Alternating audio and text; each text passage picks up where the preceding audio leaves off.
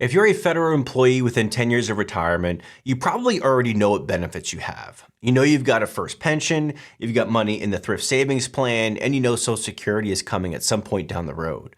But almost no one I talk to has a clean, simple plan for how all of that turns into one reliable monthly paycheck. And that's why I see people with $800,000 or $1 million or sometimes even more who still get really nervous every time the market drops. So even though they should feel confident, they stay anxious the entire time they're retired.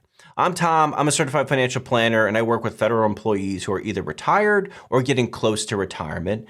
And the question I hear over and over is, can I turn what I've saved into income I can actually count on without running out of money? So here's what we're going to cover today. We're going to cover why looking at each benefit on its own creates way more stress than it should, how to line everything up into one monthly retirement paycheck, and the biggest mistake I see federal retirees make with withdrawals, and how to avoid it before you file your retirement paperwork. And by the end, you'll see where a lot of federal retirement plans fall apart and how to fix yours ahead of time. Most federal employees think about retirement income in three separate pieces. We got our FERS pension, which pays you every month, your TSP is a big pile of money, and Social Security starts later. So now you've got three systems, three sets of rules, and three separate decisions you're trying to make. But retirement doesn't feel like three buckets, right? It feels like one monthly paycheck that has to cover your bills, support your family, and hopefully leave some room to actually enjoy retirement. And when retirees don't have a clear paycheck number, every decision starts to feel heavy. They hesitate to spend.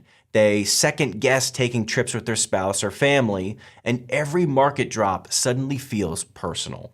But once everything is lined up into one monthly number, something shifts. They stop asking, can I afford this? And they start asking, is this how I want to spend my time? That's what a retirement paycheck really gives you, not just income, but permission to use your money the way you want. So think about it like this.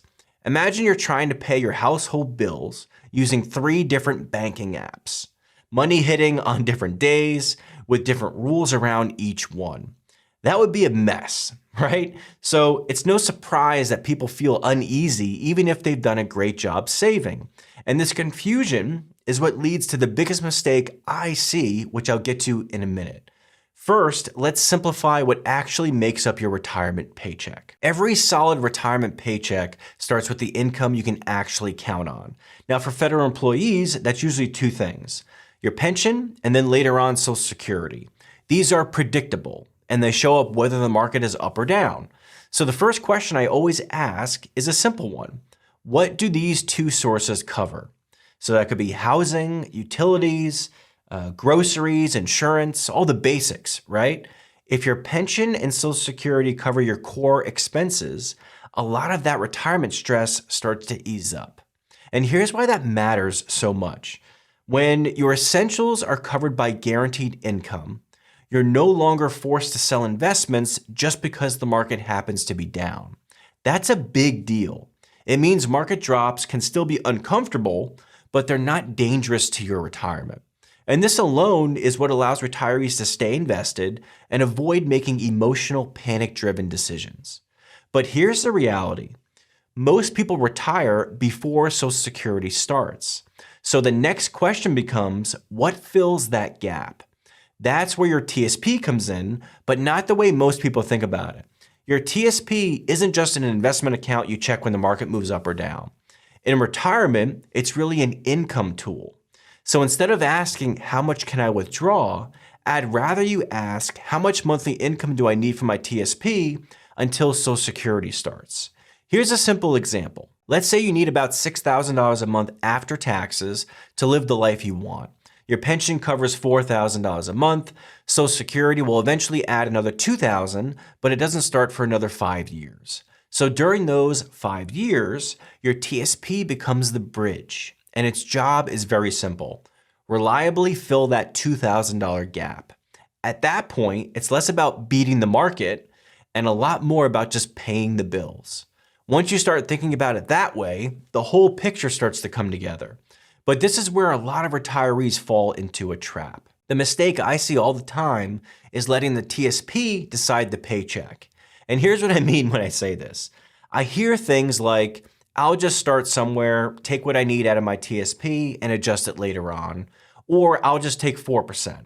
And look, I get why people do this. They're looking for certainty and rules of thumb that make things feel simple and safe. The problem is, those rules were never designed around pensions or Social Security timing or real-world taxes. They're averages, right? And retirement isn't average, it's personal. That's why starting with your paycheck and not a percentage almost always leads to better decisions. Think about it. You wouldn't retire and say, let's see what my checking account feels like paying me this month, right? You decide what you need each month first, then you make sure the money is there to support it. Same idea here. You design the paycheck first. Then you line up your pension, your Social Security, and TSP to support that real number.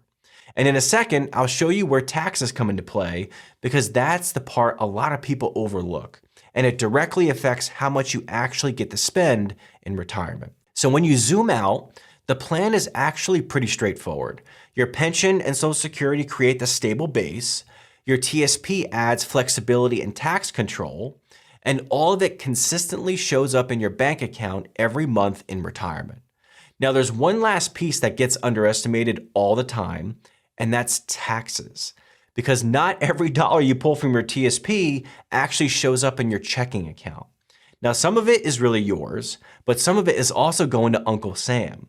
And this is where a lot of retirees get tripped up because they plan retirement income using gross numbers, but they live on net numbers. So let me explain what I mean. If you say I need $6,000 a month to live, what you really mean is I need $6,000 a month after taxes to pay my bills and enjoy retirement.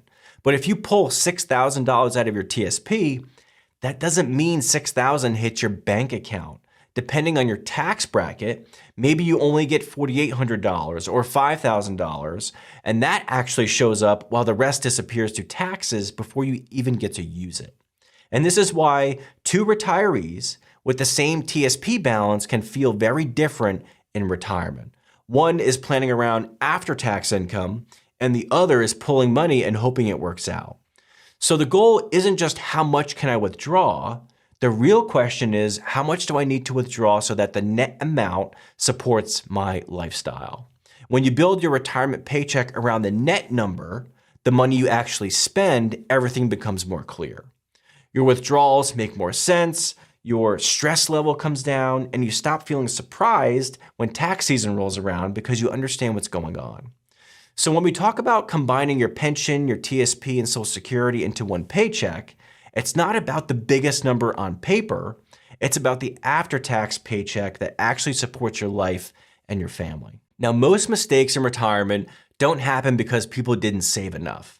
They happen because no one helped them coordinate all the moving pieces. That's what usually costs people their confidence, not their money. So if retirement feels overwhelming right now, most of the time, it just means no one has helped you connect the dots between your pension, your TSP, and Social Security. If you want help building your own retirement paycheck, click the link below the video, pick a time to chat, and we'd be happy to see if we can help. Thank you all so much for watching this video. I hope you all have a great day, and I'll see you in the next video.